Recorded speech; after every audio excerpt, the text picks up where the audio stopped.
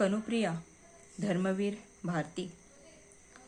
यहाँ पर अमंगल छाया, यहाँ तक हम आ गए थे। घाट से आते हुए कदम के नीचे खड़े कनु को ध्यानमग्न देवता समझकर प्रणाम करने जिस राह से तू लौटती थी बावरी, आज उस राह से न लौट। उजड़े हुए कुंज, रौंदी हुई लताएं, आकाश पर छाई हुई धूल, क्या तुझे यह नहीं बता रही कि आज उस राह से कृष्ण की 18 औक्षहिणी सेनाएं युद्ध में भाग लेने जा रही हैं। आज उस पद से अलग हटकर खड़ी हो बावरी, लता कुंज की ओट से छिपा ले अपने आहत प्यार को आज इस गांव से।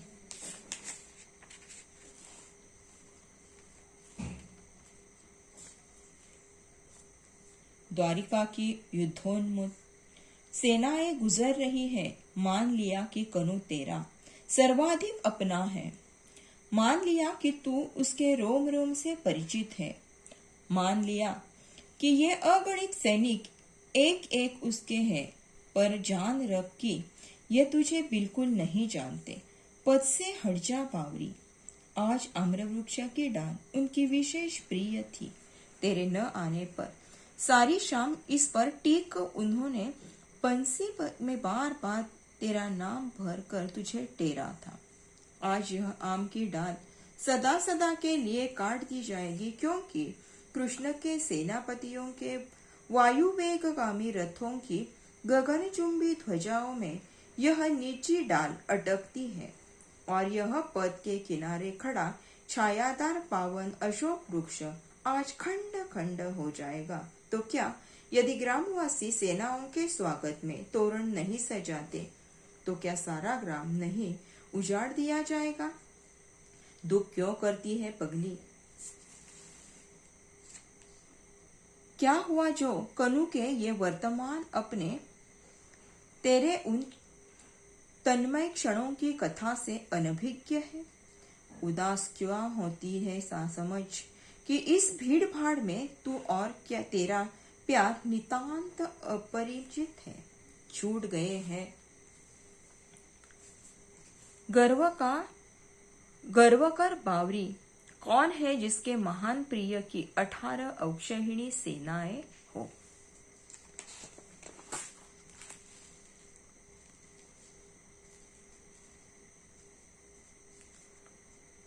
अमंगल छाया।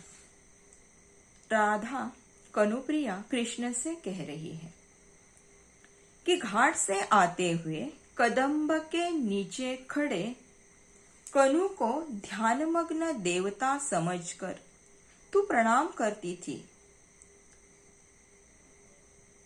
कदम्ब के वृक्ष के नीचे भगवान कृष्ण का वास होता है, ऐसा कहना है, ऐसे पुराण में कहा गया है। सो भगवान कृष्ण कदम्ब के वृक्ष के नीचे है ऐसा समझकर तुम ध्यानमग्न होकर उन्हें प्रणाम करके आगे बढ़ती थी। लेकिन जिस राह से तू लौटती थी बावरी, आज उस राह से तू मत जा, क्योंकि वहां पर उजड़े हुए कुंज तुम्हें दिखाई देंगे। रौंदी हुई उछली हुई लताएं, वेली तुम्हें दिखाई देंगे। आकाश पर धूल के बगुले, धूली न उधळलेले लोट, धूल के बगुले तुम्हें दिखाई देंगे। तो क्या तुझे यह नहीं बता रही कि आज उस राह से तू न जा, क्योंकि आज उस राह से कृष्ण की 18 औक्षहिणी सेनाएं कुरुक्षेत्र की ओर युद्ध में भाग लेने के लिए जा रही हैं। सो इसीलिए आज तू उस पद से मत जा, आज तू उस पद से अलग हटकर खड़ी हो जा। हे बावरी, हे पगली कनुप्रिया। राधा लता कुंज की ओट छिपा ले अपने आहत प्यार को। लता कुंज के पेड़ के बीच में या पीछे तू अपने प्यार को छिपा ले। इस गांव से इस गांव से द्वारिका के युद्धम के लिए उन्मत्त होने वाली कृष्ण की 18 औक्षहिणी सेनाएं जा रही है। सो इसीलिए तू उस राह से मत जा। मान लिया कि कनु तेरा है, तुम्हें सबसे प्रिय है। मान लिया कि तू कृष्ण के रोम रोम से परिचित है। मान लिया कि ये अगणित कृष्ण के सैनिक, कृष्ण की सेना एक एक उसके हैं, पर जान रख कि ये तुझे बिल्कुल नहीं जानते। सो इसीलिए तू इस पथ से दूर हट जा। हे बावरी, हे पगली, तू इस राह से दूर हट जा। यह आम्र वृक्ष के डाल उनकी विशेष प्रिय थी कि जिस डाल पर तेरी राह शाम तक कृष्ण देख रहे थे, उस आम के डाल पर बैठकर बंसी बजाकर बार बार तेरा नाम कृष्ण टेरा करते थे। सारी शाम उस पर बैठा करते थे। आज उस आम की डाल सदा सदा के लिए काट दी जाएगी, क्योंकि कृष्ण की सेनापतियों की जो वायु वेगगामी रथों की जो गगनचुंबी पताकाएं थी, ये पताकाएं इस डाल को टकराती थी और आगे बढ़ती थी, और यह डाल बार बार इन पताकाओं को अटकने के कारण टूट गई है।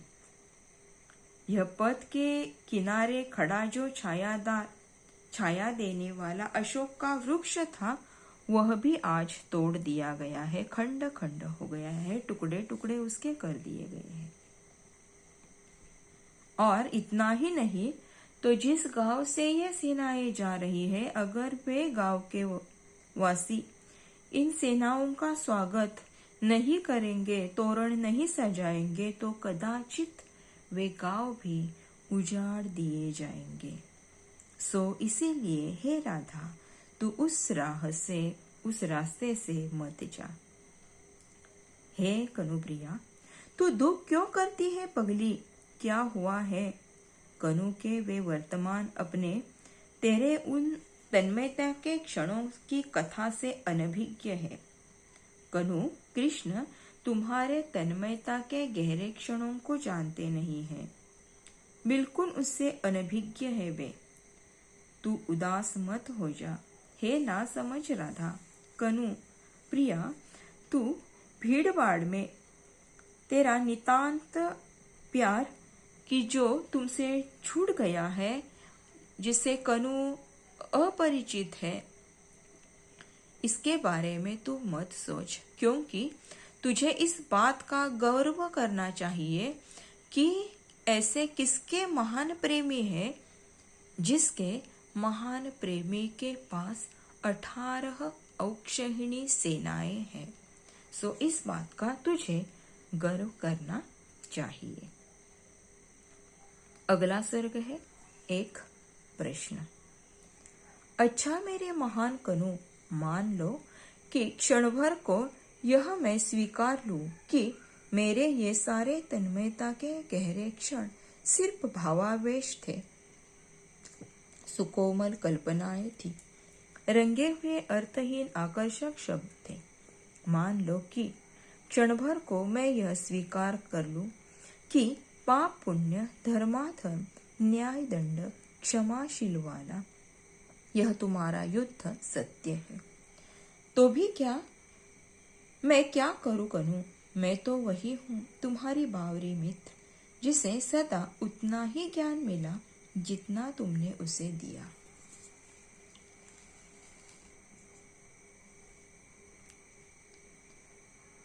जितना तुमने मुझे दिया है अभी तक, उसे पूरा समेटकर भी मैं अपने आस पास जाने कितना है तुम्हारे इतिहास का, जिसका कुछ अर्थ मुझे समझ नहीं आता है। अपनी जमुना में जहाँ घंटों अपने को निहारा करती थी मैं, वह अब शस्त्रों से लदी हुई है। अगणित नौकाएं की पंक्ति रोज रोज कहा जाती है। धारा में बह बह कर आते हुए टूटे रथ, जर्जर पताकाएं किसकी है?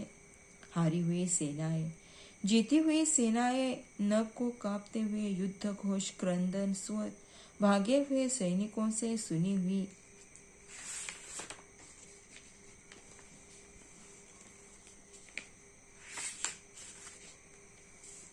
अकल्पनीय अमानुष घटनाएं युद्ध की, क्या ये सब सार्थक है?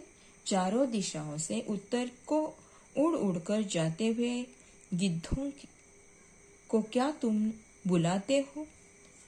जितनी समझ तुमने अब तक पाई है कनु, उतनी बटोर कर भी कितना कुछ है जिसका कोई भी अर्थ मुझे समझ नहीं आता। अर्जुन की तरह कभी मुझे भी समझा दो, सार्थकता है क्या बंधु? मान लो कि मेरी तन्मयता के गहरे क्षण रंगे हुए अर्थहीन आकर्षक शब्द थे, तो सार्थक फिर क्या है कनु? पर इस सार्थकता को तुम मुझे कैसे समझाओगे कनु?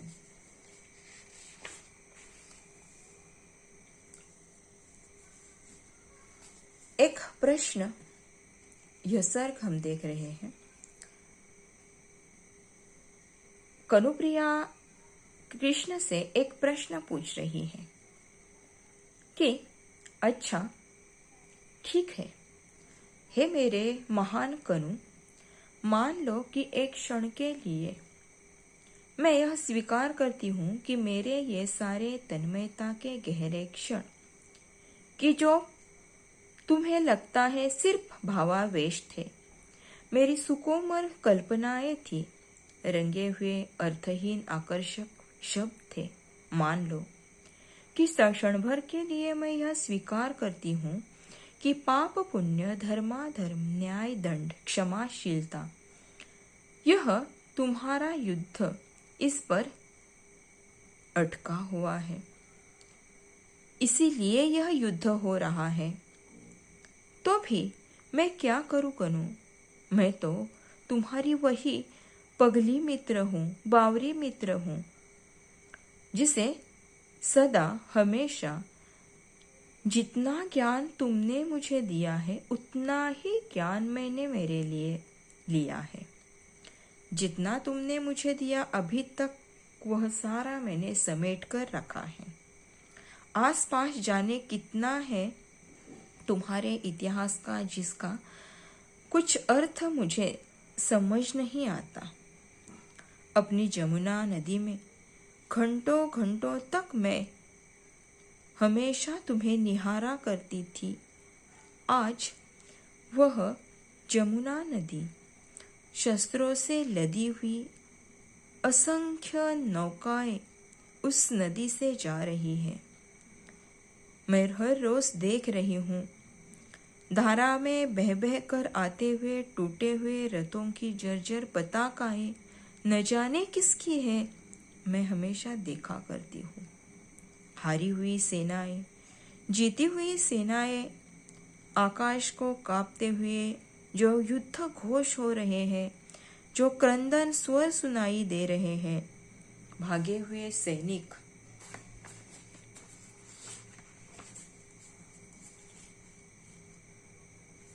और अकल्पनीय अमानुष युद्ध की घटनाएं घटित हो रही है। क्या ये सब सार्थक है, योग्य है? चारों दिशाओं से उत्तर को की ओर उड़ उड़कर जाते हुए जो गिद्ध है, उन्हें देखकर लगता है कि क्या ये गिद्ध, हे कनु, तुम उन्हें बुला रहे हो, जिस तरह गोकुल में भटकी हुई गैयों को तुम बंसी बजाकर बुला करते थे। जितनी समझ तुमने मुझे दी उतनी ही समझ मैंने पाई है। वह सारी समझ, हे कनु, मैंने बटोर कर रखी है। अब उसमें कितना अर्थ है, कितना अर्थ मुझे समझा है, मेरे समझ में नहीं आता। अर्जुन की तरह कभी कभी मुझे भी समझा दो कि सार्थकता क्या है।